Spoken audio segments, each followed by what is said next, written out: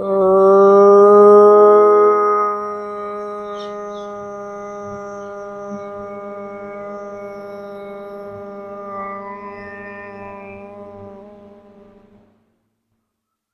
से श्वास गहरा भरें।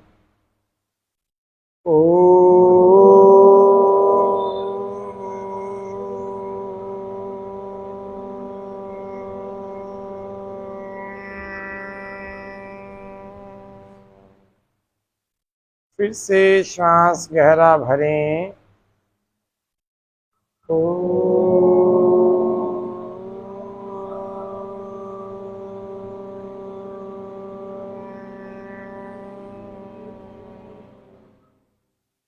सहनावतु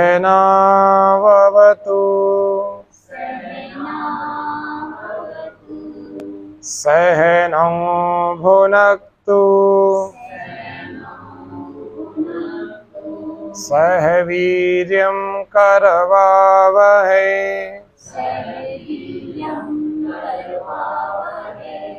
तेजस्विनावधीतमस्तु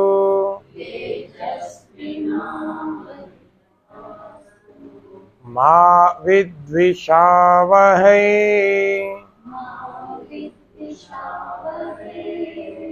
ओम नमो ब्रह्मणे नमस्ते वायु त्वमेव प्रत्यक्षं ब्रह्मासि त्वामेव प्रत्यक्षं ब्रह्म वदिष्यामि ऋतं वदिष्यामि सत्यं वदिष्यामि तन्मामवतु तद्वक्तारमवतु अवतु माम् अवतु वक्तारम्। ओम स्वस्ति स्वस्ति स्वस्ति।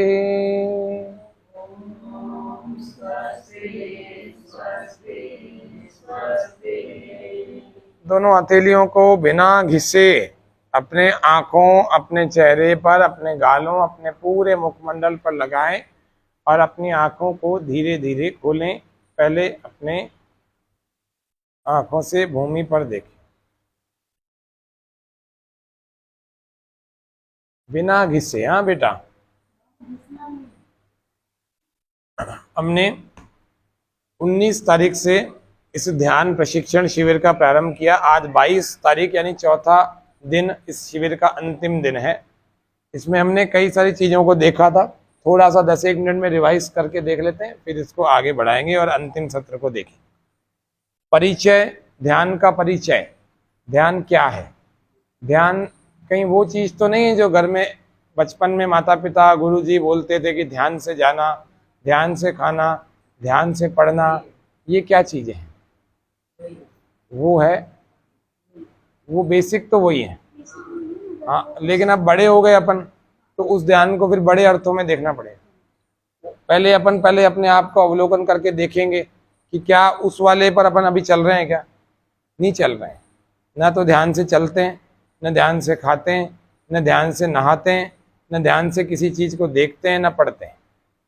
कई बार अपन ऐसे ही देख, हल्का फुल्का ऐसे सरसरी नज़र से देख करके बोल देते हैं कुछ भी। तो सामने वाला देखता है एक बार देखो तो सही, फिर देखते हैं तो हाँ हाँ, ऐसा कई बार हो जाता है। ऑफिस में भी हो जाता है, घर में भी हो जाता है।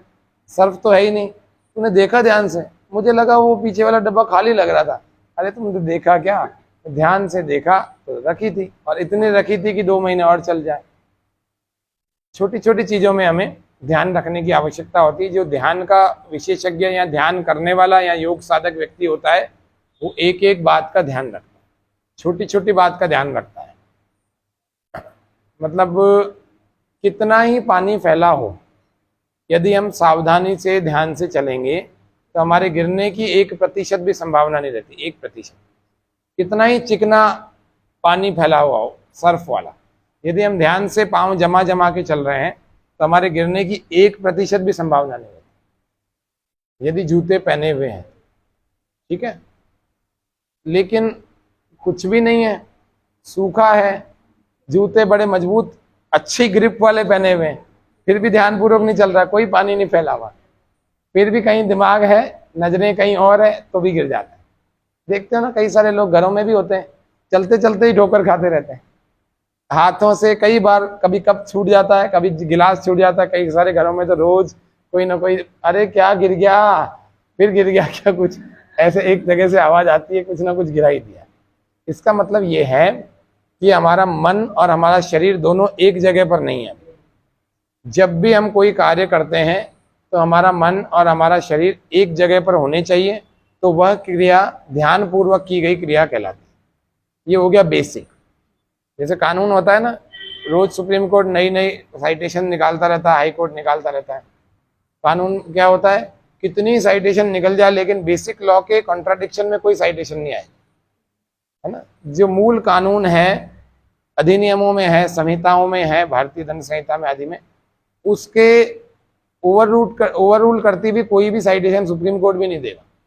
बेसिक लॉ है, उसके वाइड स्कोप में कुछ और दे सकता है, लेकिन उसके विपरीत तो कुछ भी नहीं देगा, नहीं तो फिर उसका महत्व समाप्त हो जाएगा।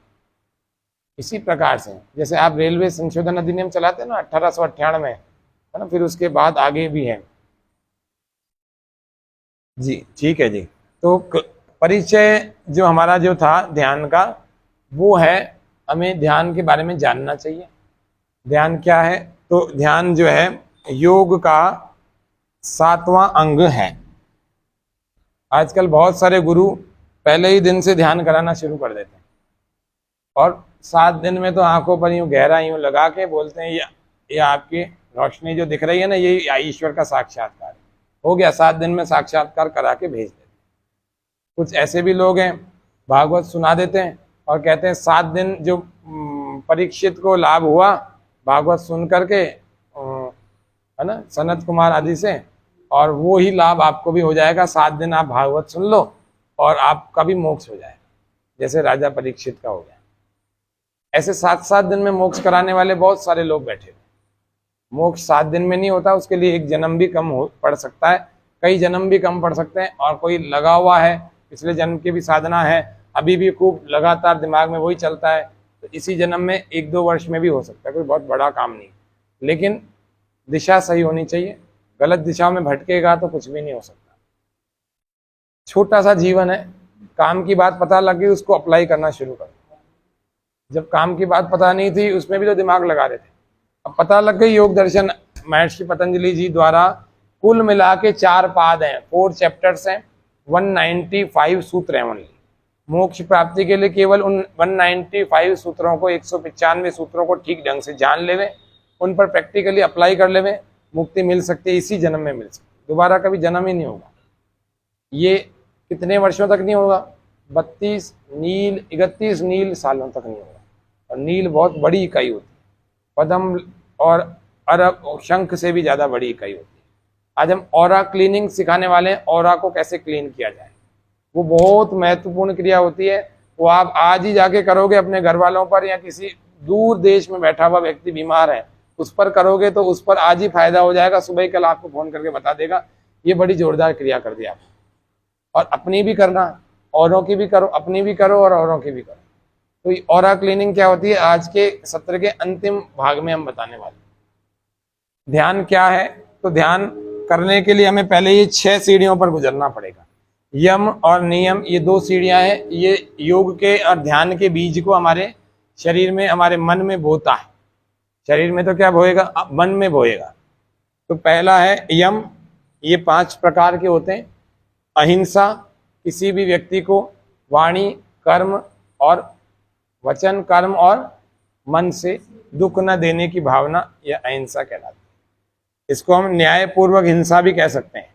अहिंसा उसको नहीं कहते हैं जो आपको गांधी जी ने अपने को बताई थी, एक गाल पर थप्पड़ मार दिया तो दूसरा तैयार है। तो आजकल तो ऐसे हैं कि वो घूसा भी मार देंगे, दूसरे पे भी थप्पड़ मार देंगे। अहिंसा को हमें बुद्धिमत्ता पूर्वक समझने की आवश्यकता है।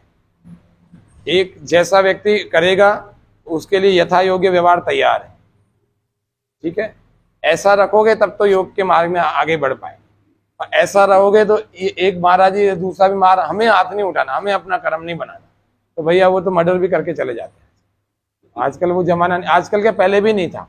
पहले भी ऋषि लोग जो होते थे ना, साधना पूरी जानते थे, शास्त्र जानते थे पूरा, लेकिन शस्त्र भी जानते थे और अपने ब्रह्मचारियों को सिखाते थे। हमने भी शास्त्र पढ़ा, गुरुकुल में कुछ समय और शस्त्र भी सीखें, लाठी भाला और तलवार तक चलाना सीखिए, क्योंकि जब आत्मरक्षा की बात आएगी तो उसके लिए भी तैयार है।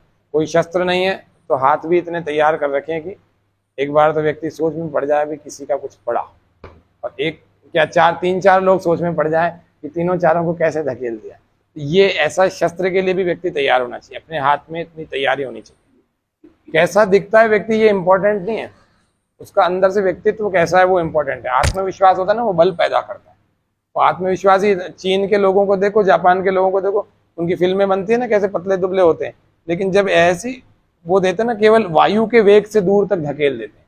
कुछ फिल्में भी बनाई है, हालांकि पूरी तो सच नहीं है, लेकिन उसमें ट्रेलर ये दिखाया है कि ऐसा भी हो सकता है, होता है। प्राकृतिक शक्तियों को व्यक्ति अपने अंदर इतना बढ़ा सकता है कि यहाँ से अगर मैं यहाँ से भारती जी को हल्का सा यूं प्रेशर दूं ना, अगर एक विधि पूर्वक, तो ये वहां तक जा सकती है पूरा, और पीछे वाले को धकेल कर जा सकते हैं। इतना पावर आ जाती है केवल बिना टच किए, ये स्थिति हो जाती है। वो एक कौन सा ब्रूस ली था ना शायद, हाँ, वो तो वास्तव में ओरिजिनल था, उसके पास तो गॉड गिफ्टेड पावर्स थे, उसको मार भी दिया गया था इसी वजह से।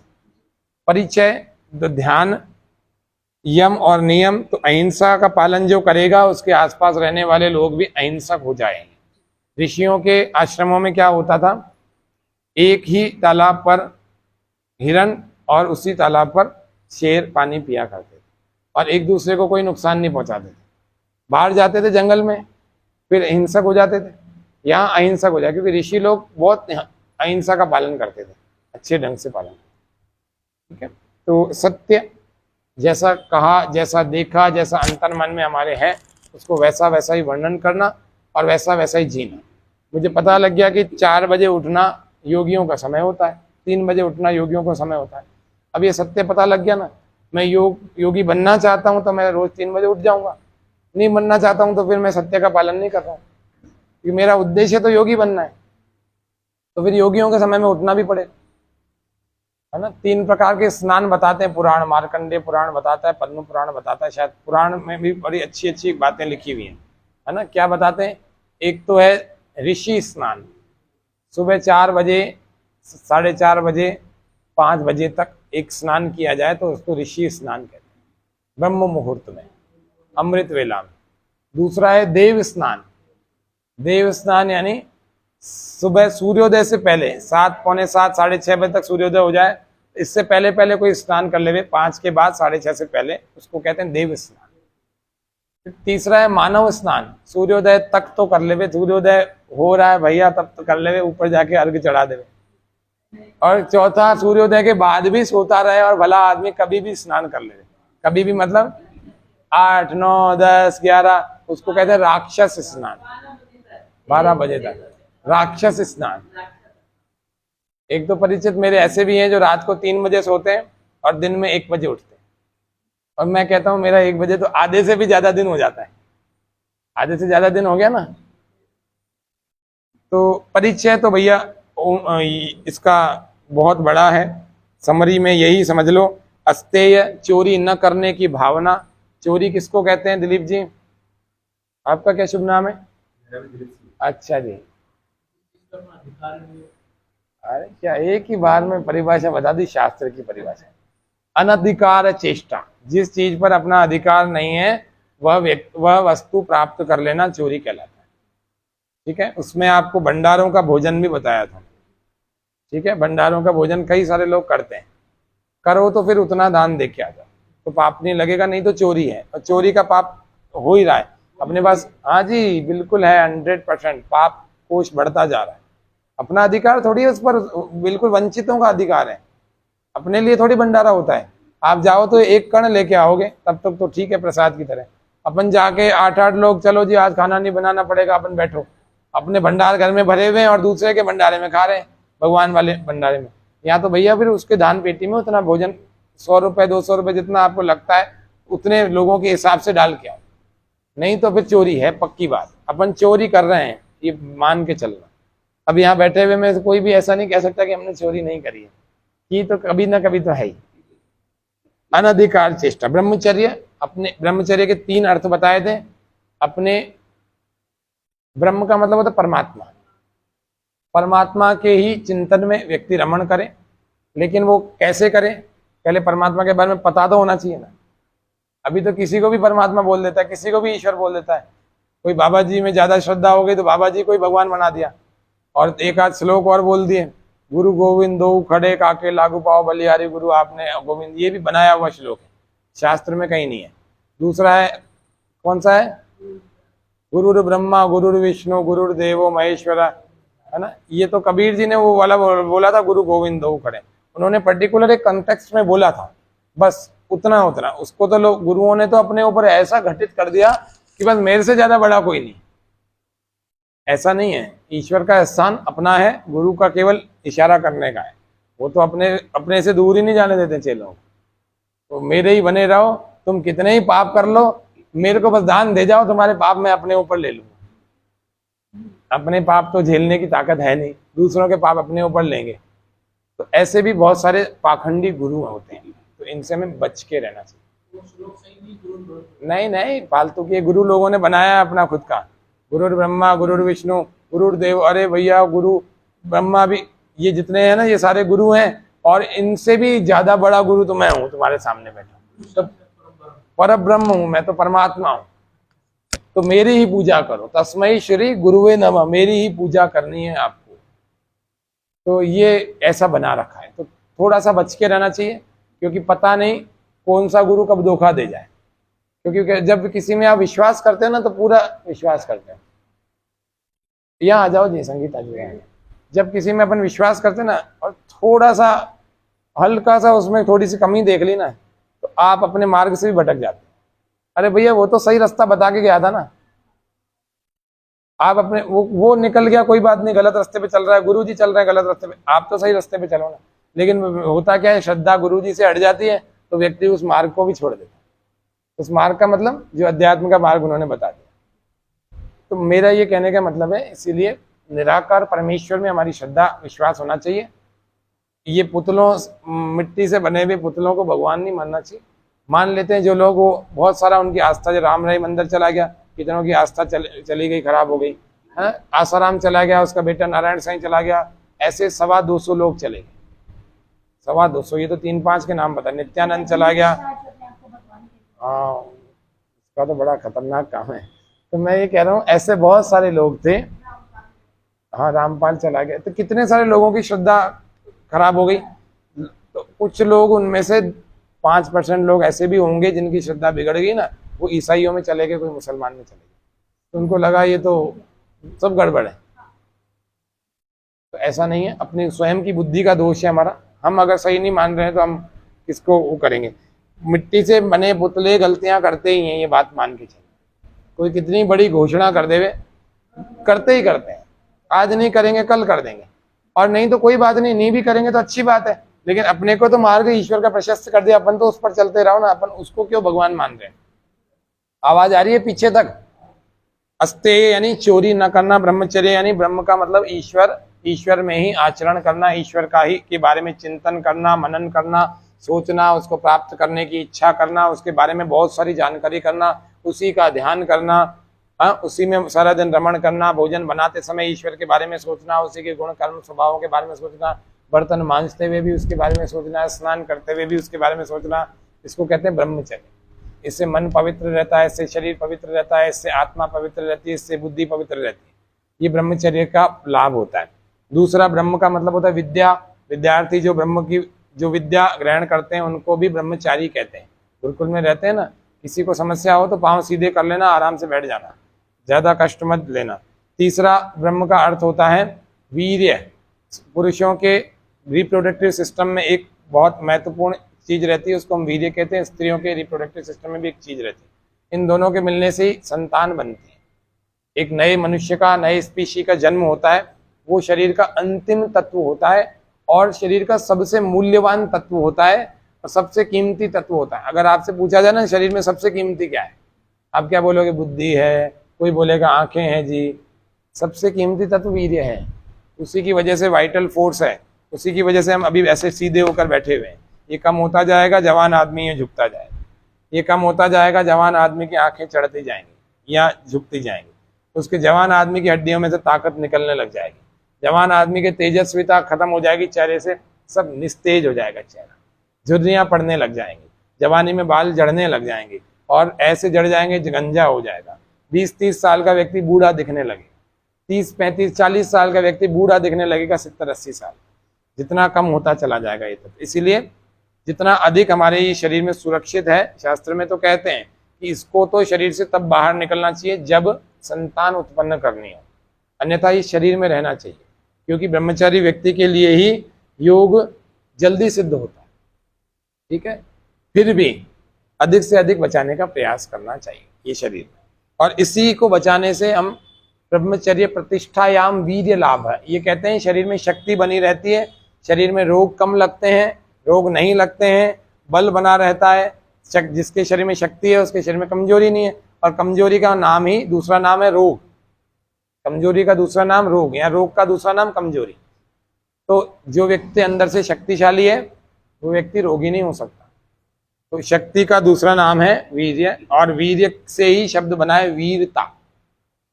ठीक है, वीर्य से क्या शब्द बना है? वीरता। तो ये बहुत महत्वपूर्ण चीज है, भले 4 नंबर पर है, लेकिन हमारे शरीर के लिए, मन के लिए, बुद्धि के लिए और स्वस्थ रहने के लिए सब जगह से हमारे लिए महत्वपूर्ण चीज, इसीलिए इसको हमें बचा के रखना चाहिए। 3 प्रकार के अर्थ हमने देख लिए ब्रह्मचर्य। ब्रह्मणी चरती थी ब्रह्मचर्य। चौथा 5वां है अपरिग्रह। अपरिग्रह का मतलब होता है अनावश्यक वस्तुओं का संग्रह नहीं करना चाहिए, हमारे अनावश्यक विचारों का संग्रह नहीं करना चाहिए। आवश्यकता की जितनी वस्तुएं हैं, जैसे दिलीप जी के घर में ये 4 प्राणी हैं, मान लेते हैं उदाहरण के लिए, मेरे को पता नहीं कितने, 4 प्राणी हैं, तो इन 4 प्राणियों के लिए 5 कमरों की आवश्यकता है, एक हॉल है, बस बहुत है। इनको फिर इतना ही रखना चाहिए, ज़्यादा से ज़्यादा 1 कमरा और एक्स्ट्रा रख लो, कोई गेस्ट आ गया 2 कमरे और एक्स्ट्रा रख लो, बस 7 कमरे से ज़्यादा इनके घर में नहीं होना चाहिए। ये इनकी आवश्यकता की चीज़ है बस। अब इससे ज़्यादा ये रख रहे हैं तो फिर परिग्रह कर रहे हैं। परिग्रह कर रहे हैं इसका मतलब अपरिग्रह का पालन नहीं कर रहे हैं, तो फिर ध्यान में इनकी उन्नति उतनी नहीं हो सकती जितनी मेरी हो सकती, क्योंकि मैंने मेरी आवश्यकता जितनी वस्तुएं रखी हुई है ना। तो इसीलिए हमें आवश्यकता जितनी वस्तुएं रखनी चाहिए। बाकी आपके पास ज़्यादा पैसा है, बैंक में जमा करा दो, कोई बात नहीं, आपका इनकम आती रहेगी और आपके अंदर आत्मबल बढ़ता रहे। महर्षि दयानंद जी भी कहते हैं कि अर्थ से आत्मबल बढ़ता है। जब धन आता है ना, धन का उपार्जन बहुत सारा करना चाहिए, ये नहीं कह रहे नहीं कमाना चाहिए, धन तो कमाना चाहिए। जितना धन अधिक होगा उतना आत्मबल बढ़ेगा, उतना आपको कल की चिंता कम सताएगी और उतना आपका ध्यान अच्छा होगा। ठीक है, तो ये हो गया अपरिग्रह, यानी जैसे जूतों का उदाहरण दिया, कल ड्रेसों का उदाहरण दिया, कपड़ों का, वस्तुओं का, लोगों का और अनावश्यक विचारों का। आपको मतलब ही नहीं है किसी, अरे वो कल आया था, वो आपस में क्या बात कर रहे थे, ना उसका आपसे मतलब, ना उस दूसरे वाले का आपसे मतलब, आपके दिमाग लगा आधा घंटा, फिर उससे जाके पूछ लिया, अरे वो क्या बात कर रहे थे, तो तुम्हारा क्या मतलब? नहीं, फिर भी बताओ, जानकारी तो होनी चाहिए। क्या जानकारी करके करोगे? संसार में जानकारियां इतनी, एक जन्म कम पड़ जाए। गूगल पर फालतू की जानकारियां लिखते रहते हैं, क्या कर रहे हो? जानकारी होनी चाहिए जी। तुम्हें क्या करना हवाई जहाज के इंजन की जानकारी करके, तुम्हें बनना है क्या उसका? नहीं, मेरे को जाना तो योग में ही, तो योग में जाना तो समाधि की जानकारी करो, परमात्मा की जानकारी करो, आत्मा के बारे में जानो। हवाई जहाज के इंजन के पुर्जों का क्या नाम याद करके करोगे? नहीं, किसी के सामने बोलते हैं ना तो लगता है बहुत नॉलेज है। आप अपने विषय की जानकारी कर लो, नॉलेज ही नॉलेज है। अच्छा, ध्यान में उन्नति कब हो सकती है? जब ध्यान के बारे में जानकारी होगी। त्रैतवाद का सिद्धांत बताया था। पहला बोलो, 3 तत्व होते हैं ना, अनादि और अनंत, जो कभी समाप्त नहीं होते, जिनका जन्म कभी नहीं हुआ। कौन से होते हैं? पहला ईश्वर, परमात्मा। दूसरा जीवात्मा यानी आत्मा। ठीक है, पहला परमात्मा, दूसरा जीवात्मा और तीसरा प्रकृति। प्रकृति जो दिख रही है ये भी प्रकृति से बना हुआ है, ये भी प्रकृति से, ये भी शरीर भी सब प्रकृति से बने। और एक जीवात्मा है जो हमारे भीतर है, जो इस प्रकृति से बने हुए जड़ शरीर को चला रहा है। और तीसरा परमात्मा है जो ये पूरे संसार को ही चला रहा है। परमात्मा के मुख्य काम 5 होते हैं। आपको अगर किसी से जान पहचान करनी होती है तो आप 3 चीजें जरूर उससे पूछते हो। भाई तुम्हारा नाम क्या है ना? ठीक है। दूसरा, तुम काम क्या करते हो? तीसरा होता है कि तुम रहते कहाँ हो। ठीक है, मेरे हिसाब से चौथी चीज की जरूरत ही नहीं है कोई जान पहचान करने के लिए। 3 चीजें पर्याप्त है। जान भी जाता है, पहचान भी जाता है व्यक्ति, बाकी तो समय लगता है पहचानने में। और लेकिन लगभग ये होता है अनजान व्यक्ति से अपन नाम पूछ लेते हैं, भाई साहब आपका शुभ नाम क्या है। तो परमात्मा का नाम क्या है अपन ने जाना उस दिन, प्रणव।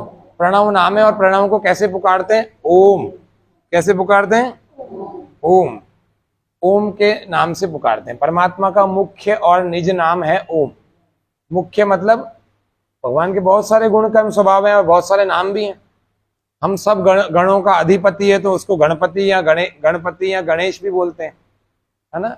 सब जगह व्याप्त होने से विजडरी व्याप्तो या व्याप्नोति सर्वत्र, विष्णु भी कहते हैं उस परमात्मा, है ना। शिवु कल्याण, हम सबका कल्याण ही कल्याण करता है। पानी देकर हमारा कल्याण किया कि नहीं किया, वायु देकर हमारा कल्याण किया कि नहीं किया, अग्नि देकर हमारा कल्याण किया कि नहीं, अन्न देकर हमारा कल्याण। शिवु कल्याण, हर दिन हमारा कल्याण, हर क्षण हमारा कल्याण करता। आप समझो ये सब कुछ दे देता, नींद ही ना देता तो कल्याण हो सकता था क्या, नहीं हो सकता था। हफ्ते में 2 ही बार नींद आएगी जी बस आपको, बाकी 5 दिन नहीं आएगी।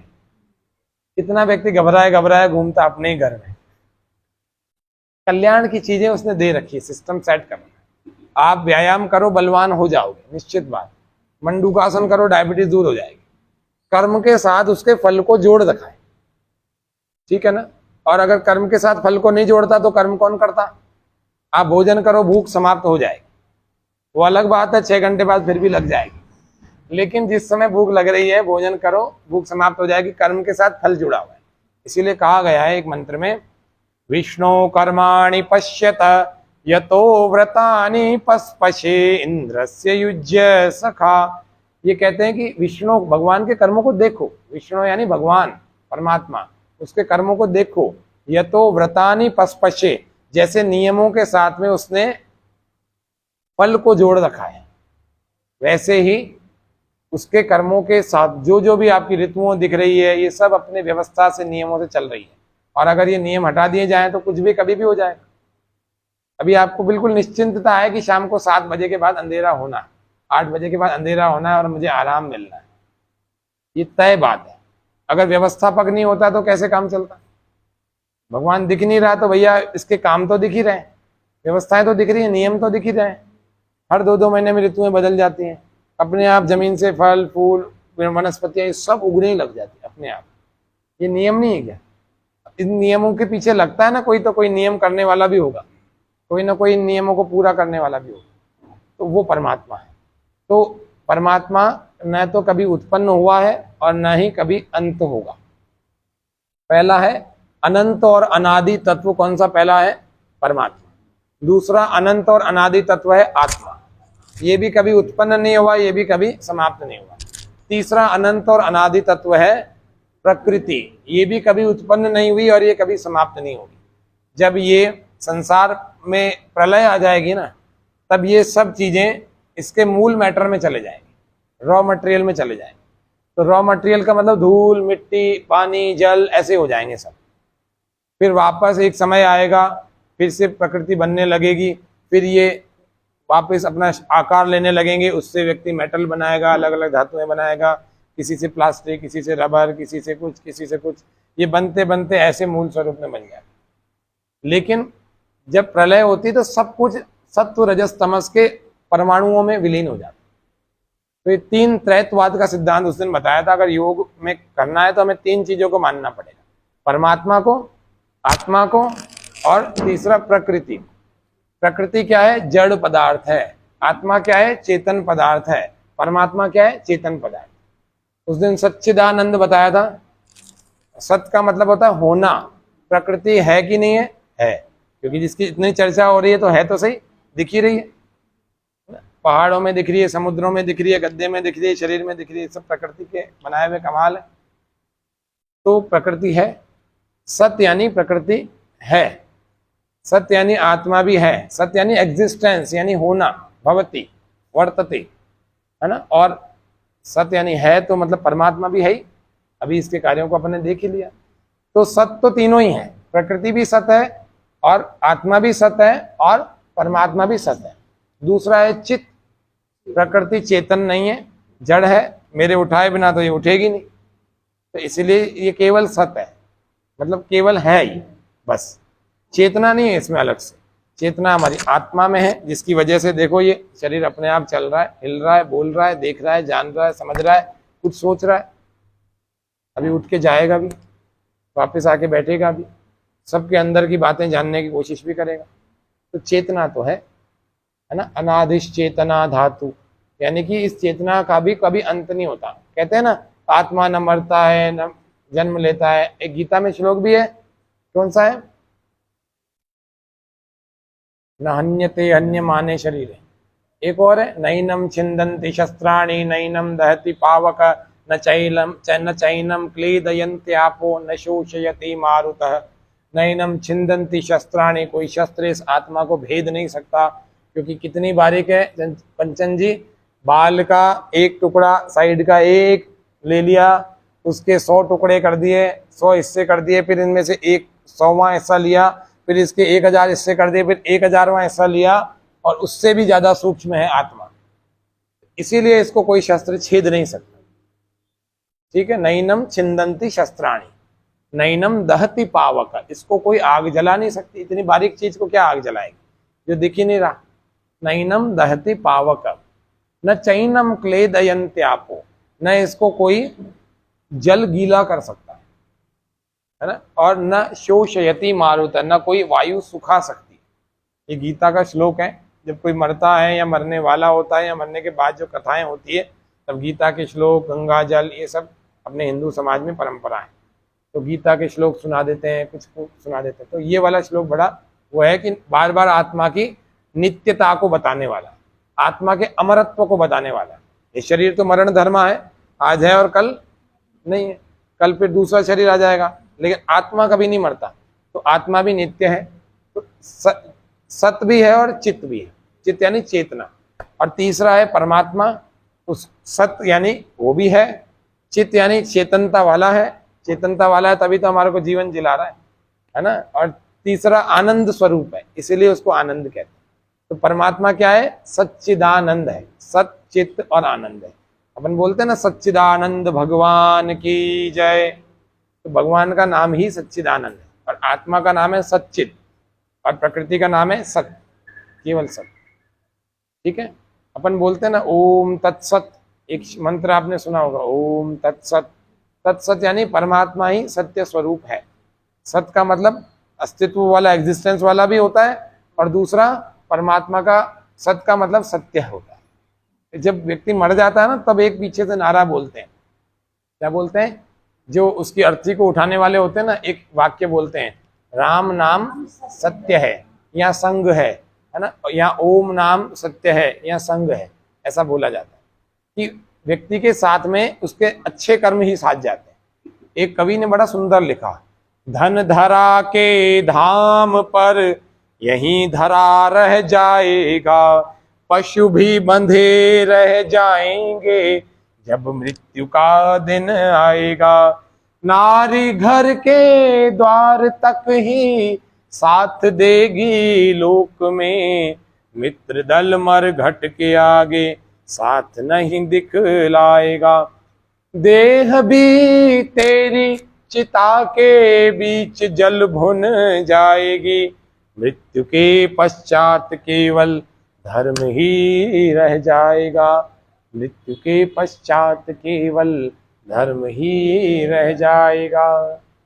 तो इसका मतलब है धार्मिक कार्य करने वाले लोगों को कभी निराश नहीं होना चाहिए, क्योंकि वो सदा कंटिन्यू होता है। हम जा रहे हैं, भगवान न करे, सड़क पर जा रहे हैं और असावधानी से जा रहे हैं, और सड़क ने, उसने ट्रक ने आकर कुचल दिया, मृत्यु हो गई। धन भी यहीं, शरीर भी यहीं, अच्छे वस्त्र भी यहीं, बच्चे भी यहीं, पत्नी भी यहीं, और माता पिता भी यहीं। अब जाएगा क्या कंटिन्यू, ये बताओ। चित्त में जो संस्कार हैं, जो आपने अच्छा सुना है, जो आपने अच्छा कर्म किया है, वो निश्चित रूप से अगले जन्म में जाके कंटिन्यू होना है। मैं उसका एक जीता जागता उदाहरण आपके सामने बैठा। मेरे इस जन्म में कोई बहुत अच्छे कर्म नहीं होंगे, न मेरे बहुत धार्मिक परिवारों में जन्मा हूँ।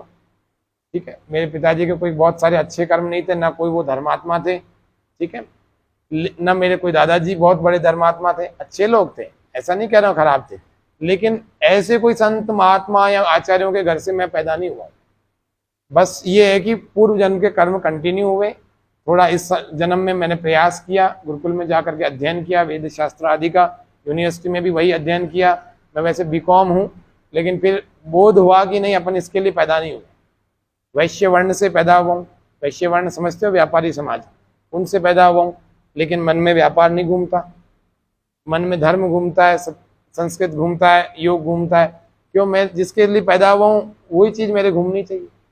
ये बहुत बाद में जाके अनुभव हुआ, पहले पता लग जाता तो 5 साल कॉमर्स में नहीं लगाते, कुछ और कर लेते। लेकिन अच्छा हुआ जवानी में पता लग गया, नहीं तो बड़ी होने के बाद पता लगता 50 साल के बाद, तो फिर पता नहीं, मुश्किल हो जाती। फिर बड़ा अफसोस होता है इस बात का कि मैं जिसके लिए पैदा हुआ था वो काम नहीं किया। अब मुझे इस बात की प्रसन्नता है कि मैं जिसके लिए पैदा हुआ हूँ वो काम कर रहा हूँ, और जितना मैंने सोचा था उससे भी ज़्यादा कर रहा हूँ, तो मेरे को ये प्रसन्नता है। और इस काम ने मेरे को बहुत सारी सफलताएं दिलाई। जो बड़े बड़े लोगों को, करोड़पतियों को जो चीज़ें अनुभव, जो नसीब नहीं होती ना, वो मेरे को नसीब हो चुकी है अभी तक। मैंने मतलब लोगों ने सोचा नहीं होगा जो चीज़ें, वो अपने को मिल चुकी है अभी तक। बड़ी बड़ी चीज़ें, बड़ी चीज़ें का मतलब धन नहीं होता, बड़ी चीज़ का मतलब बहुत सारी चीज़ें और भी होती, तो वो सब मिली हैं। तो इसीलिए ये तो भगवान की विशेष कृपा है जो ये योग के कारण से मिला है। गर्मी हो रही है, क्या हो रहा है? गर्मी, गर्मी हो रही है, आपकी तरफ घुमा लो पंखा, यहाँ जगह बदल लो। तो ये नियम है, जो यमों का पालन करेगा वही ध्यान अच्छा लगा सकता है। जो अच्छे पुण्य कर्म करेगा वो इसी से ध्यान अच्छा लगेगा। जो सेवा करेगा उसका ध्यान अच्छा लगेगा, जो सेवाएं लेगा उसका ध्यान अच्छा। क्योंकि पहले पहले दिन बताया था, हमारे पास एक क्या होता है, कोश होता है, वो होता है कर्म का कोश, या कर्माशय कहते हैं। जैसे जल कहाँ रहता है? जलाशय में। कर्म कहाँ रहते हैं? कर्माशय में। और कर्म कितने प्रकार के? 4 प्रकार। मुख्य रूप से, मोटे मोटे रूप से समझ लो 2 प्रकार, एक पुण्य कर्म और एक पाप कर्म। तो पुण्य कर्म करेंगे तो पुण्य के कोश में जमा होगा, और पाप कर्म करेंगे तो पाप के कोश में जमा होगा। ठीक है? जब आप के पास सुविधाएं बहुत सारी हैं, आप औरों से सेवा लोगे तो आपके पुण्य घट जाएंगे, पुण्य खर्च होते जाएंगे, होते जाएंगे। लेकिन आप वही काम स्वयं कर सकते तो स्वयं को करना चाहिए, आपके पुण्य सुरक्षित रहेंगे। जितने पुण्य आपके सुरक्षित रहेंगे उतना ध्यान अच्छा लगेगा। जितनी आप लोगों की सेवा करोगे, धन से कर सकते हैं, शरीर से कर सकते हैं, मन से कर सकते हैं, वाणी से कर सकते हैं, किसी अपने ज्ञान से कर सकते हैं, वो आपके पुण्य को बढ़ाएगा। ठीक है? इसी प्रकार से पाप भी बढ़ जाते हैं, पाप तो अनायास ही बहुत सारे हो जाते हैं। अभी चलते चलते ही कई सारे जीव मर जाएंगे आपके पैरों से, पता ही नहीं लगता। तो पाप तो अनायास बढ़ ही रहे हैं, उनकी तरफ ध्यान मत दो, आपको ध्यान देना पुण्यों की तरफ, और सावधान रह के जीवन जीना है कि हमसे पाप नहीं हो। ये तो हो अनायास हो जाते हैं बहुत सारे, लेकिन नहीं होने पर ध्यान देना है और पुण्यों को बढ़ाते जाना है। जैसे आप बढ़ाते जाओ, रेशनल वैल्यू चलेगी तो आपका पुण्य अपने आप ही बढ़ा हुआ दिखेगा। अब ये कोई, इसका तो कोई बैरोमीटर तो है नहीं जो नापा जा सके। इसका तो यही है कि आप अपने पुण्यों पर, सेवाओं पर, इन पर ध्यान दो। जितना ज़्यादा होंगी उतना ज़्यादा ध्यान अच्छा लगेगा, उतना ज़्यादा हमारा अगला जन्म अच्छा होगा। इसी जन्म में प्रयास कर लिया तो मोक्ष भी मिल सकता है। ये बहुत बड़ा काम नहीं है।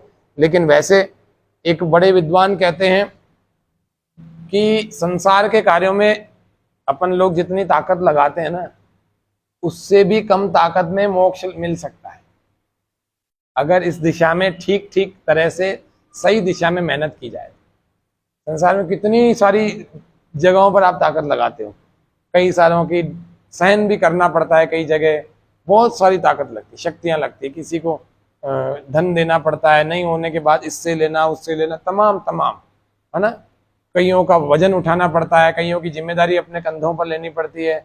शरीर से वजन उठाया, मन से उठाया, मन पर बोझ आ गया, दिमाग पर बोझ आ गया, परिवार पर बोझ आ गया, और पता नहीं कितना पेशेंस जीवन में चाहिए होता है। मैं कहता हूँ, वो विद्वान कहते हैं कि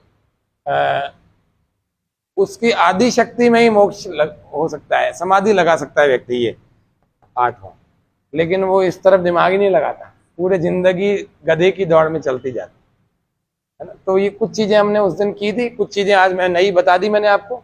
ठीक है? तो ये हमें करना चाहिए, इनका पालन करना चाहिए। शौच से शुद्धि रखनी चाहिए, अंदर की बाहर की दोनों की, मन की भी और शरीर की भी। संतोष यानी पुरुषार्थ पूर्वक जितना भी आपने मेहनत करी है उसका जितना भी आपको मिले उसी के आप डिजर्व आप करते हो, और वो उसको पाकर संतोष करना चाहिए। उसको पाकर फिर असंतुष्ट नहीं होना चाहिए, उसको संतोष कहते हैं। तप, सुख दुख, गर्मी सर्दी, भूख प्यास, आंधी तूफान आदि जो भी विपरीत परिस्थितियां होती हैं, अनुकूल होती हैं, इन सब में अपने आप को सम बनाए रखना चाहिए।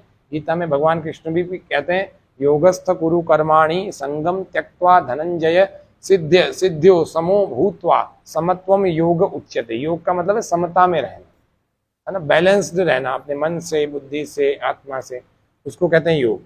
और स्वाध्याय का मतलब कहते हैं, 3 अर्थ बताए थे, इसके भी 3 अर्थ बताए थे, इसके भी 3 अर्थ बताए थे। स्वाध्याय के 3 अर्थ बताओगे अनिता जी, बोलो।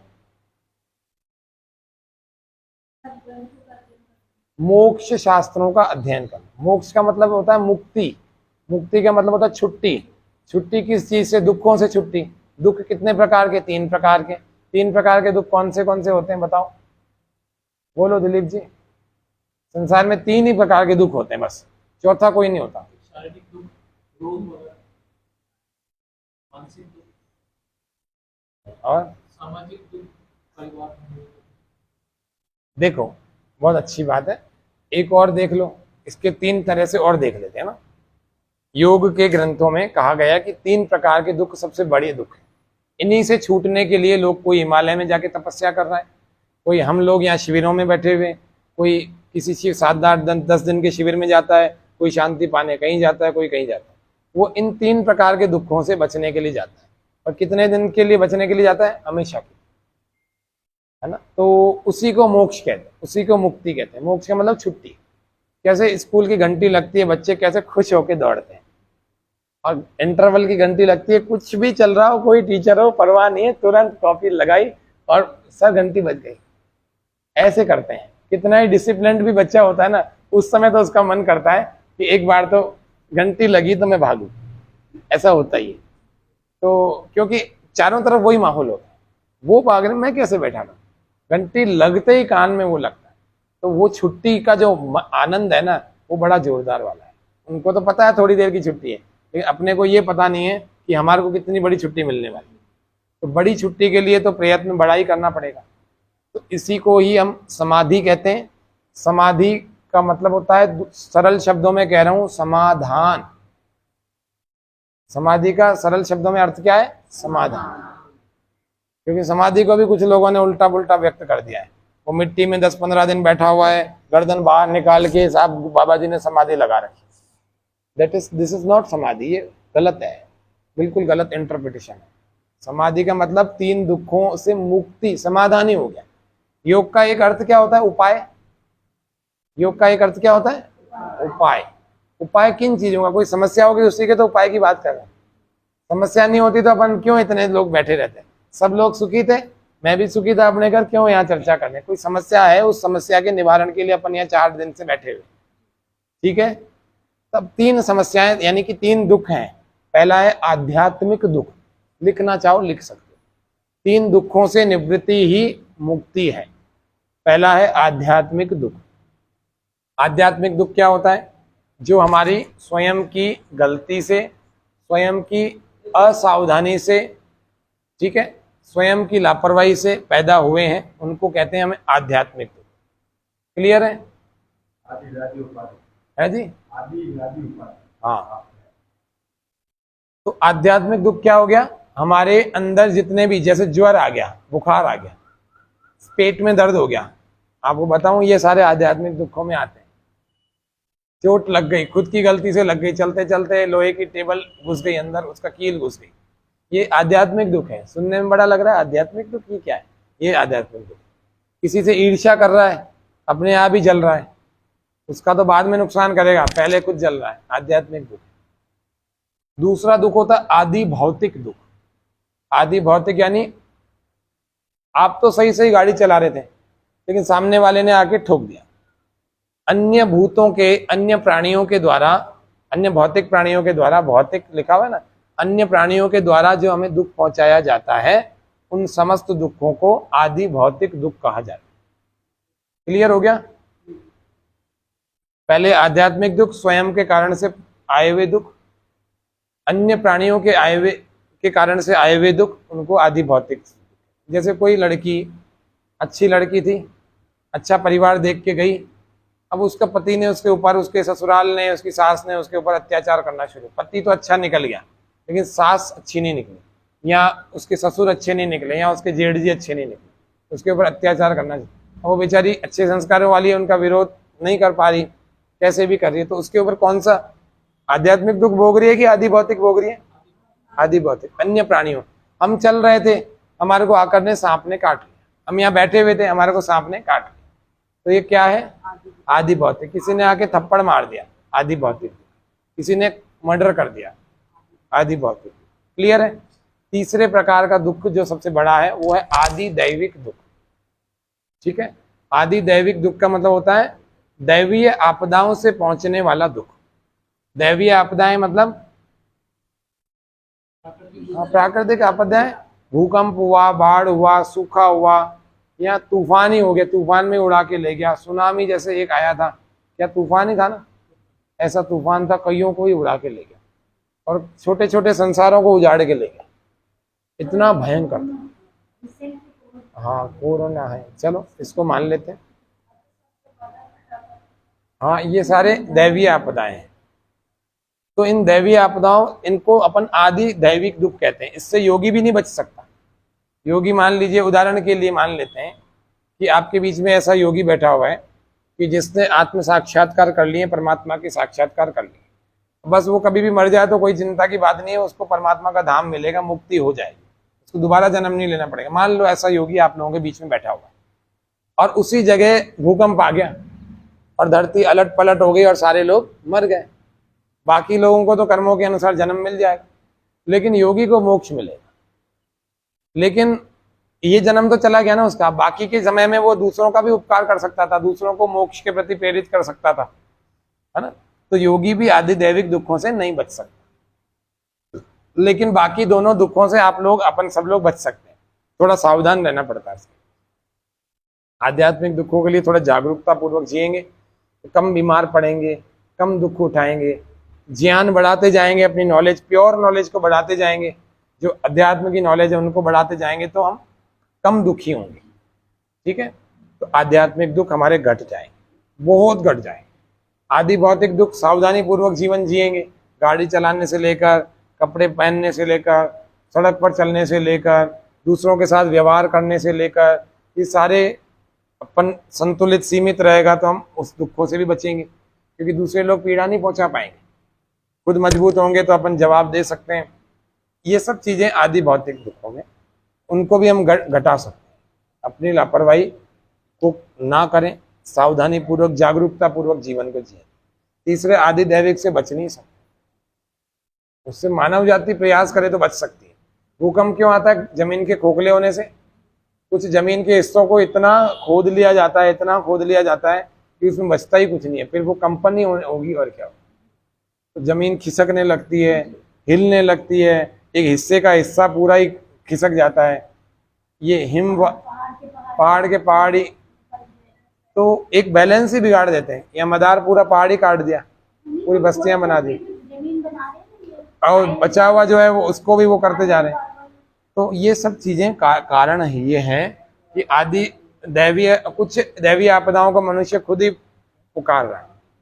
कोविड को भी मनुष्य नहीं पुकारा है, तो दैवीय आपदाएं आएंगी। तो ये 3 प्रकार की समस्याएं, बताओ मनुष्य जन्म में ज्यादा आ रही हैं कि दूसरे जन्मों में ज्यादा आ रही हैं? ये बताओ। मनुष्य में आ रही, क्योंकि अपन मनुष्य जन्म को जी रहे हैं। तो इनके लिए भी तो होती होगी। भूकंप आएगा तो हमारी उस भूमि पर अगर कोई कुत्ता बिल्ला होगा वो भी तो मरेगा। हाँ, लेकिन आप जान के देखो, उनको ज्यादा कष्ट है, उनको ज्यादा कष्ट है। मनुष्य तो फिर भी अपनी सुरक्षा कर लेता है, लकड़ी का मकान बना लेगा, या भूकंप आएगा तो लकड़ी के टेबल के नीचे छिप जाएगा तो थोड़ी उसकी सुरक्षा हो जाएगी, या बाहर मैदान में भाग जाएगा। इनको क्या पता, ये दबेंगे, मरेंगे और संख्याओं में मरेंगे। नहीं पता होने की बात नहीं कह रहा हूँ कि आप ये मत सोचो कि बड़ी घटना होगी तो कुत्ते को पहले पता लग जाती। मैं इस बारे में, इस सब्जेक्ट की बात नहीं कर रहा हूँ। मैं ये कह रहा हूँ सबसे ज्यादा दुखी कौन से जीव है? मनुष्य ज्यादा दुखी है कि दूसरे ज्यादा दुखी है? नहीं है, मनुष्य तो ज्यादा सुखी है, दूसरे जीव ज्यादा दुखी हैं। ये तो अपन ने अपने आप के कर्मों से अपने आप को दुखी बना लिया है। वास्तव में अपन सबसे ज्यादा सुखी प्राणी है, लेकिन फिर भी हम मुक्ति का यत्न कर रहे हैं, क्योंकि हमें इस जन्म में भी दुख दिखाई दे रहा है, क्योंकि सभी जन्मों में दुख है, पैदा होते से ही दुख जुड़ गया। अगर आपको इस जन्म में दुख नहीं दिख रहा, इस संसार में बहुत सुख दिख रहा है, इसका मतलब फिर हम मुक्ति की तरफ नहीं बढ़ सकते। अगर इस संसार में वास्तव में आपको पैनी नजर से देखो, रहना तो बड़े मस्ती से चाहिए, जीवन को बड़ा मजे मजे से जीना चाहिए, लेकिन आप इसके गहराई में जाके देखो तो दुख ही दुख है इस संसार में, दुख ही दुख। सामान्य रूप से देखो, सुबह नाश्ते की भूख मिटाई, दोपहर में फिर दोपहर के भोजन का दुख है, फिर शाम के भोजन का फिर दुख है, फिर रात की नींद का दुख है, नींद ना लो तो दूसरे दिन चक्कर ही चक्कर आएंगे, फिर दुख ही दुख है। ज्यादा ले लो तो आलस ही आलस आएगा। दुख कौन सी जगह नहीं है बताना कंचन जी? सुबह काम पे जाने का दुख है, शाम को काम से आके लौट करके फिर थकान का दुख है, घर पे समय न दे पाने का दुख है, ऑफिस में सही काम नहीं कर पाने का दुख है। इतना दुख है कि भारती जी के आंसू निकल आए। तो कुल मिला के इस संसार में बताओ दुख बहुत ज्यादा है। इन सभी दुखों का ही निराकरण करने के लिए, इन सभी दुखों का निराकरण करने के लिए ही योग का जो प्रतिपादन हुआ है, और इसी योग को हम करने से हम समस्त दुखों से, और योग का अंतिम उद्देश्य क्या है बोलो? समाधि। समाधि का दूसरा अर्थ क्या है? समाधान। तो समाधान करने के लिए ये सारे प्रक्रियाओं से गुजरना पड़ता है। अब छोटा सा देख लिया यम नियम, चलते हैं स्वाध्याय पर थे। स्वाध्याय का मतलब मोक्ष शास्त्रों का अध्ययन करना, ओमकार आदि पवित्र नामों का उच्चारण करना और अपने आत्मनिरीक्षण करना, अपने अंदर के दोषों को रोज दूर करके गुणों का आधान करना, अपने आप को अच्छा बनाना। और ईश्वर प्रणिधान, हर समय ये विचार करना कि ईश्वर मुझे देख रहा है, सुन रहा है, जान रहा है, तो व्यक्ति कभी गलत नहीं करेगा। हर काम परमात्मा को समर्पित करके करना, तो भगवान व्यक्ति कभी गलत नहीं करेगा। ठीक है, पाप से बच जाएगा ना। तो जो पाप से बचेगा वो योग तो सिद्ध कर सकता है, और जो पापी होगा, सुबह तो झूठ बोल रहा है और वो ध्यान लगा रहा है, ऐसे व्यक्ति का ध्यान लगाने से कोई मतलब है? सारा दिन झूठ बोल रहा है, इसको धोखा दिया, उसको कर दिया, उसके टिफिन में से खा गया खाना, उसकी बोतल में कुछ मिला दिया मतलब उठ पटांग हरकत है। अपने घर वालों से झूठ बोल रहा है, कहाँ जाके आए? मैं वहां जाके आया, गया यहाँ था, झूठ बोल दिया। तो ऐसा व्यक्ति ध्यान करेगा, उसका कोई सेंस है क्या? इससे तो ना करे। तो ये सब आसन यानी शरीर की स्थिरता हमारी हो जाए। ये जो हठयोग के आसन प्राणायाम स्वामी रामदेव जी भी कराते हैं, मैं भी कराता हूँ, इनको करना चाहिए। इनको करने से शरीर की अच्छी स्थिति बनती है। ये भी हठयोग का पार्ट है, इनको रोज करना चाहिए अगर शरीर को स्वस्थ रखना है। शरीर माध्यम खलु धर्म साधनम, भैया इस धर्म को सिद्ध करना है तो शरीर ही माध्यम है। अगर ये सही नहीं है तो फिर ध्यान तो नहीं लगेगा। ध्यान किधर लगेगा? घुटने में दर्द है तो घुटने पर मन आ जाएगा, पेट में गड़बड़ हो रही है, पेट में गुड़गुड़ में ध्यान आ जाएगा, कंधे में दर्द है तो कंधे में चला जाएगा। तो थोड़ा सा अपने को आसन करने चाहिए, है ना। दूसरा आसन की स्थिति का मतलब है स्थिर सुखम आसन, स्थिरता पूर्वक सुख पूर्वक लंबे काल तक जिस स्थिति में हम बैठ सकें उसको क्या कहते हैं? आसन। ठीक है, स्थिरता पूर्वक सुख पूर्वक और लंबे समय तक जिस भी स्थिति में बैठे रह सकें उसको आसन कहते हैं। मैं ऐसे बैठ सकता हूं तो मेरे लिए ये अच्छा आसन है, इसको सुख आसन कहते हैं। कहा ही गया महर्षि पतंजलि जी ने साफ कह दिया स्थिरम सुखम आसनम, या स्थिर सुखम आसन। ठीक। चौथा है प्राणायाम। प्राणायाम को करने से विचारों पर नियंत्रण होता है।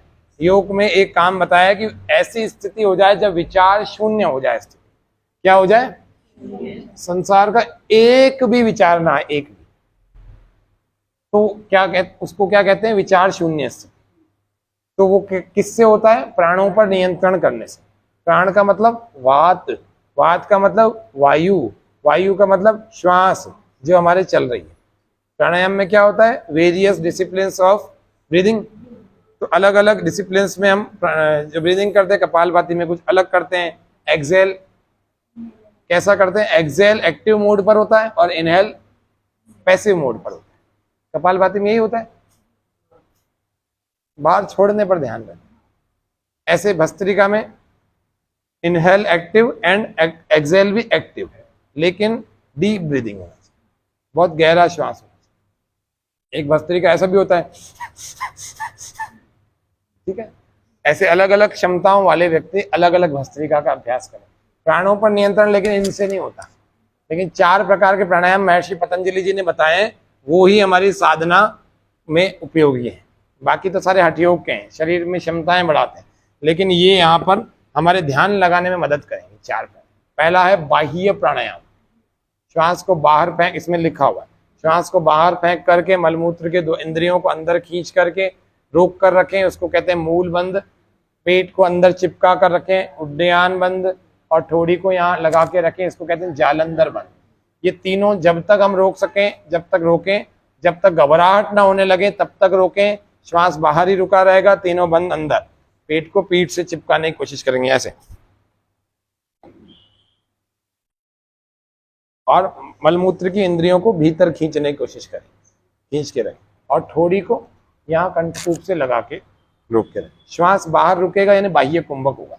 जितनी देर हम लगा सकते हैं, ताकत बहुत लगती है, जितनी देर हम लगा सकें तब तक लगाएं। 1 बार, 2 बार, 3 बार, 4 बार, 5 बार तक लगा सकते हैं। तो ऐसा ध्यान में हमें 3 बार लगाना चाहिए, ठीक है।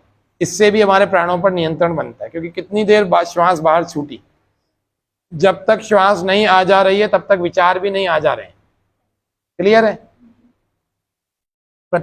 4 प्राणायाम होते हैं, है ना, बाह्य, अभ्यंतर, स्तंभ वृत्ति और बाह्य अभ्यंतर विषयाक्षेप। ये 4 प्राणायाम होते हैं। ये डिटेल में आपको कल बता दिए थे, आज नहीं बता रहा। प्रत्याहार ये पक्का करके इसीलिए आप लोगों को बता रहा हूं कि ये 2 बार नहीं सुनोगे तो बैठेगा ही नहीं। प्रत्याहार मतलब कल बताया था बकरी का उदाहरण, देवेंद्र जी ने बकरी पाली। मन जो है शरीर से बाहर विचरण कर रहा है, इसको पकड़ के अंदर ले आए, प्रत्याहार हो गया। बाहर के विषयों से हटाया, अंतर्मुखी कर लिया, प्रत्याहार हो गया। अंदर एक स्थान पर टिका लिया, नाभि पर, हृदय पर। आत्मा कहाँ रहती है? हृदय के मध्य भाग में, यहाँ जहाँ छाती की हड्डी खत्म हुई, यहाँ एक गड्ढा है, इसको हृदय भाग कहते हैं। तो यहाँ पर या यहाँ पर या यहाँ पर या यहाँ पर या यहाँ पर या यहाँ पर, कहीं भी एक स्थान पर अगर मन को टिका के रख लिया उसको कहते हैं धारणा, ठीक है। ये सारे धारणा स्थल हैं। और अगर इस पर टिका के रखा लगातार, और एक किसी विषय पर रखा, कौन सा विषय? परमात्मा रूपी विषय, तो उसको कहते हैं ध्यान। इसकी कंटिन्यूटी को ध्यान कहते हैं। और जब लगाने वाला अपना अस्तित्व भूल जाए, क्या विषय है वो भूल जाए, सब कुछ परमात्मा में विलीन हो जाए, वो है समाधि की स्थिति। ये बहुत बड़ी चीज है। अभी तो नहीं समझ में आएगी, अभी मैं समझा भी नहीं पाऊंगा, क्योंकि अभी आप सब लोग प्रारंभिक साधक हो। 4 दिन में तो प्रारंभिक साधक ही तैयार होते हैं। तो प्रारंभिक साधक तो ध्यान तक ही हो जाए, यही बड़ी बात है। यम नियमों का पालन आप लोगों को घर पे करना है, जिंदगी भर करना है। उसके अलावा आपके पास कोई विकल्प नहीं है। आप कितने खराब कामों को करके आओ, फिर भी मन आपका यम नियमों में ही आएगा, फिर आपको पालन करने पड़ेंगे। बुरे से बुरा, चोर से चोर व्यक्ति भी, है ना, दुष्ट से दुष्ट, डकैत से डकैत व्यक्ति भी चाहता है कि मेरे घर में डकैती नहीं होनी चाहिए। क्यों जी? झूठे से झूठा व्यक्ति भी ये चाहता है स्नेहा जी कि मेरे से कोई झूठ ना बोले, होता है ना। इसी तरह से मनुष्य की आत्मा हमेशा ही स्वाभाविक रूप से अच्छे गुणों की तरफ आकर्षित होती है। तो इसलिए यम नियमों को तो हमें हमेशा ही पालन करना चाहिए, और ईमानदारी से, पूरी निष्ठा से पालन करना चाहिए। ये हमारा अष्टांग योग था। अब इस अष्टांग योग को अभी मैं आसन, प्राणायाम, प्रत्याहार, धारणा, ध्यान, ये 5 चीजों का भी मैं प्रैक्टिकल करवा रहा हूँ, ठीक है। तो इस प्रैक्टिकल के लिए अभी हम खड़े होंगे। इससे पहले अगर अभी तक के विषय में किसी का कोई प्रश्न हो तो आप स्वागत है, पूछिए। परमात्मा के हम 3 काम जान रहे थे, है ना। किसी से जान पहचान करनी हो तो उसके बारे में पता होना चाहिए 3 चीजें। उसका नाम क्या है? तो उस परमात्मा का नाम ओम है, ओम का उच्चारण करना सिखाया था आपको, है ना। और दूसरा, वो काम क्या करता है? तो परमात्मा बहुत सारे काम करता है, लेकिन उसके 5 काम मुख्य हैं। पहला, संसार को बनाना। दूसरा, संसार का पालन करना। तीसरा, संसार जब रहने योग्य न हो जाए तो इसको प्रलय करके विनाश कर देना। और चौथा काम है मनुष्य के अच्छे और बुरे कर्मों का फल, सारे जीवों के, मनुष्य के सभी जीवों के अच्छे और बुरे कर्मों का फल देना। और 5वां जो मुख्य काम है वो है मनुष्य को जीवन जीने का ज्ञान देना, वेद का ज्ञान देना। नहीं तो ये कहाँ से आप पढ़ रहे हो? वेद का ज्ञान नहीं होता, थोड़ी देर सुन के आप चले जाते। ऐसे कंटिन्यू तार बंद करके रैप्ट अटेंशन में नहीं सुन रहे होते पिछले 4 दिनों से। वेद का ज्ञान है तभी मन को पवित्र बना रहा है, तभी दूसरे दिन आपके कदम घर से बाहर निकलते हैं कि आज फिर जाना चाहिए। ये वेद का ज्ञान है, ये परमात्मा ने ही दिया है और ऋषियों के माध्यम से हम सब लोगों तक, आप तक और हम तक पहुंचा है। ठीक है, तो ये परमात्मा के कितने काम हो गए? 5। बोलो, पहला संसार को फिर चलाना, तीसरा प्रलय करना, प्रलय ला देना, जिसको अपन बोलते हैं ना GOD, जनरेटर, ऑपरेटर, डिस्ट्रॉयर, और पौराणिक संदर्भों में इसको ब्रह्मा विष्णु महेश के रूप में भी लेते हैं। ब्रह्मा जी संसार का निर्माण करते हैं, विष्णु जी उसको पालन करते हैं और शंकर जी तीसरी आंख खोल के प्रलय ला देते हैं। ऐसा भी अपन सोचते हैं, सुनते ही हैं हिंदू धर्म में, तो पुराणों में भी ऐसा कहा गया है। तो वास्तव में परमात्मा तो एक ही है ना, वो ही ब्रह्मा का, ब्रह्मा उसको इसीलिए कहते हैं कि वो बड़ा है, शंकर इसको इसीलिए कहते हैं कि हमारा कल्याण करता है, और विष्णु उसको इसीलिए कहते हैं कि सब जगह रहता है। ठीक है, तो ये उसके काम हो गए। तीसरा, वो रहता कहाँ है? तो ये आखिरी वाक्य में मैंने बोल दिया ना, वो विष्णु है, सब जगह रहता है। ऐसी सर्वव्यापक, विजलरी व्याप्त, ये संस्कृत में एक धातु है, इसका मतलब है सब जगह व्याप्त जो है वो केवल और केवल एक तत्व है इस संसार में, वो परमात्मा है। आपको जो पृथ्वी दिख रही है ना, जो भारत दिख रहा है ना, ये कहाँ पर है? पृथ्वी पर है। और जब भी आप अगर संसार का नक्शा देखना, इतना छोटा सा भारत आएगा, बिल्कुल छोटा सा। आप पूरा अंगूठा रखोगे ना, अंगूठा बड़ा होगा। अगर एक A4 साइज के पेपर में आप संसार का नक्शा देखोगे तो भारत बहुत छोटा है। आप उसमें राजस्थान नहीं ढूंढ पाओगे, अजमेर जिला नहीं ढूंढ पाओगे, पूरे भारत ही एक अंगूठे से छोटा है, इतना छोटा है। और सोचो ये एशिया नाम के महाद्वीप में है, फिर ये पूरा देखा जाए तो संसार है, पूरा वर्ल्ड है, वर्ल्ड बहुत बड़ा है ना। ठीक है, ये क्या है? एक पृथ्वी है। ठीक है, इस एक पृथ्वी को चलाने के लिए एक सौरमंडल के अलग अलग ग्रह उपग्रहों का बहुत सहयोग होता है। जैसे सूर्य है, सब ग्रहों को चलाने के लिए शक्ति देता है। ठीक है ना, देता है ना, साइंस भी कहता है।